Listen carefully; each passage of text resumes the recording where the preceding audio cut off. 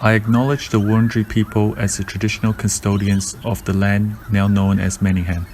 I would like to pay my respects to Wurundjeri elders, past, present, and value the ongoing contributions to the culture and heritage of the land I live on. I have spent most of my life in New Zealand and had only moved to Melbourne in 2007 to pursue my studies and career.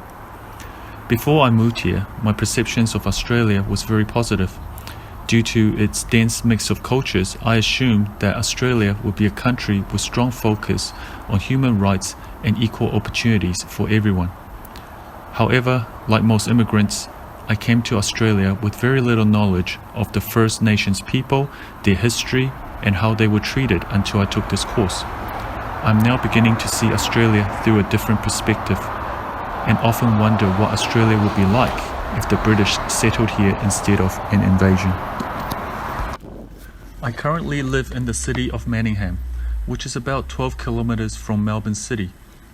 Throughout my 10 years living in Manningham, I have never met a First Nations person or aware of their traditions, culture, or existence around my area, except for a few information signs at the national parks or the odd road with an Indigenous name on it. In fact, during my time living in Melbourne, I have learned more about other overseas cultures than the Indigenous Australians. I have always known that Aboriginal and Torres Strait Islanders are the first people of Australia. However, they are so hidden and out of sight within the inner city and suburban communities that it is just not apparent for an immigrant like myself to connect Indigenous Australians as the traditional owners of the land we live on. Since I've arrived in Australia, I have wanted to integrate myself in Australian culture so I can feel a part of this country and community. I participated in major events in my local area such as Anzac Day, Australia Day, Easter, Christmas, and New Year's. However, I now understand that most of these traditions are imported foreign cultures and have nothing to do with the First Nations people of Australia or their traditions. I was however impressed to see that our City Council have made efforts to support the Indigenous Australian community by hosting events such as Indigenous Australian Art Expos. However, efforts such as these seemed insignificant compared to large-scale community events such as Australian Day fireworks, Christmas by candlelight, and New Year's fireworks.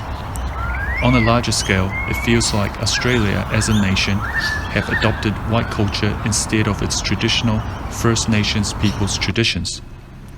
This was expected after colonisation and depopulation of Indigenous Australians. However, this does not make it right or an excuse to exclude Indigenous Australian cultures and their traditions as a nation.